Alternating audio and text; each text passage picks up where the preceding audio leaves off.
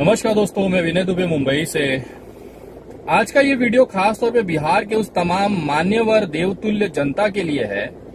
मैं उनसे पूछना चाहता हूं कि अगर थोड़ी सी भी इंसानियत या शर्म बची हो तो चुल्लू भर पानी लीजिए और उसमें डूब मरिए। क्योंकि जब आपको महाराष्ट्र में, गुजरात में कुत्तों की तरह मार के भगाया जा रहा था, तब एक आदमी आपके लिए आवाज उठा रहा था, लड़ रहा था। उसका नाम था पप्पू यादव, पूर्व सांसद और बिहार का वो नेता जो जमीन पर काम करता है। जब यहाँ पे महाराष्ट्र में लाठियां बजाई जा रही थी आपके चूतर पे पिछवाड़े, गुजरात में जब आपको कुत्तों की तरह मार मार के बसों में, ट्रेनों में फेंका जा रहा था और धमकियां बताई जा रही थी, दी जा रही थी कि बिहारियों गुजरात खाली कर दो, उस समय केवल एक इंसान था जो आप लोगों के हक के लिए लड़ने को और मरने पर उतारू था। वो आदमी था पप्पू यादव।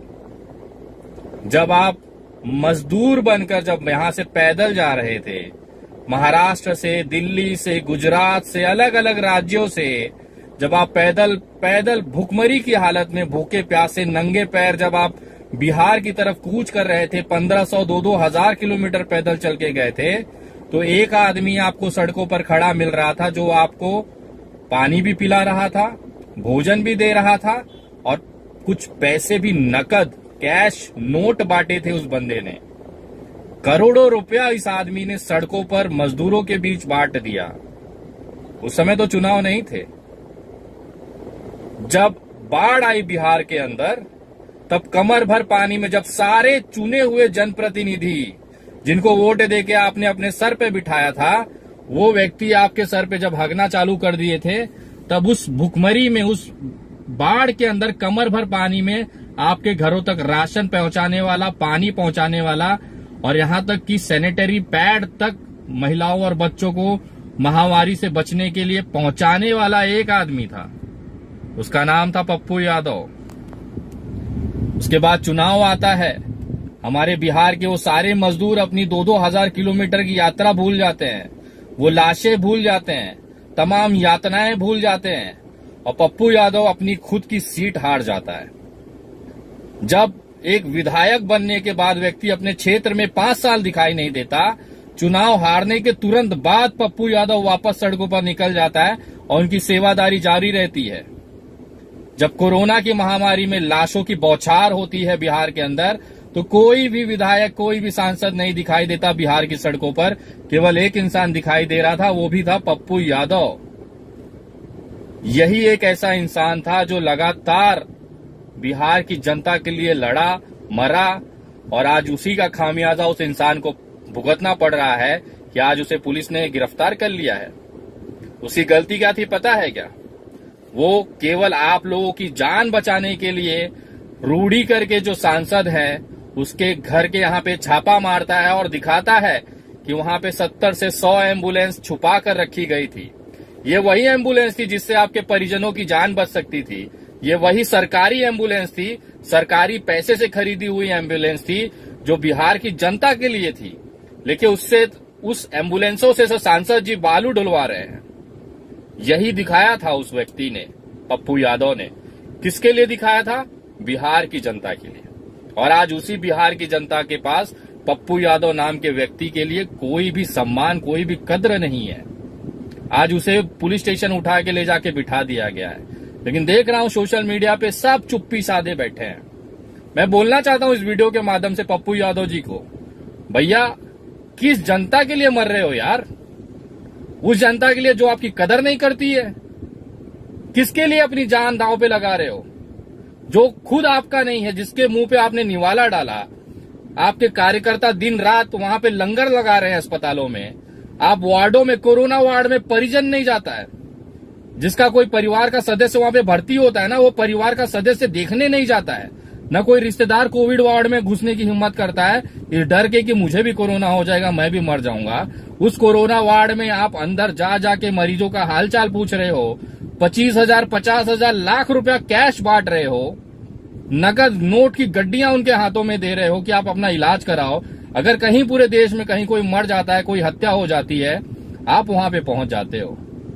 किसके लिए मेरे भाई? किसके लिए? किस जनता के लिए? इस जनता के लिए जो मुंह में लेके लॉलीपॉप चूसे पड़ी है। और सरकार तो ये करेगी ही ना। उनको दिखाने के लिए कुछ नहीं है। अगर आप सोचें इनका क्या अपराध रहा है, कौन सा ऐसा क्राइम कर दिया इन्होंने। जब क्रिमिनल थे, जब पप्पू यादव दबंग व्यक्ति था, तब कोई कुत्ता उनके सामने खड़ा नहीं होता था। आज वो इंसान साधु बन गया है, अपना सारा पिछला जो उनका इतिहास है वो खत्म करके एक अच्छा इंसान बनने की कोशिश कर रहा है, दिन रात जनता के बीच में मर रहा है जाकर, तो उसे गिरफ्तार कर लिया जाता है। मुझे उस पुलिस वालों पे तरस आता है कि हिम्मत कहां से आती है यार। आपके अंदर इंसान नहीं है, आपके घर पे बच्चे नहीं है क्या? ये इंसान किसी के बच्चों की जान ही तो बचा रहा है, ये इंसान किसी को ऑक्सीजन ही तो दे रहा है, ये इंसान किसी की जान बचाने के लिए एम्बुलेंसों की तो मांग कर रहा है। किसके लिए कर रहा है? पुलिस वालों के बच्चे नहीं जाते हैं क्या एम्बुलेंस से? उनको ऑक्सीजन की जरूरत नहीं पड़ती है।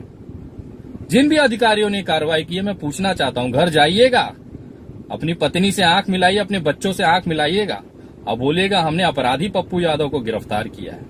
और मुझे गर्व है इस चीज का। अगर थोड़ी भी शर्म बची होगी, बिहार की जनता को मैं बोलना चाहता हूं, अगर थोड़ी भी शर्म बची होगी तो इस इंसान का साथ दीजिए। इसको किसी की जरूरत नहीं है। ये आज भी, अभी भी फोन पे बात हुई, बोला विनय भाई हम कर लेंगे जो भी है, लेकिन मुझे समझ में नहीं आ रहा है आप किसके लिए कर रहे हो। ये आदमी के पास क्या उद्देश्य है? चुनाव लड़ना, ये हार गया, उसके बाद जब 5 साल बाद चुनाव आना, इस समय तो कोई विधानसभा कोई लोकसभा भी नहीं है। किस लिए कर रहा है ये इंसान?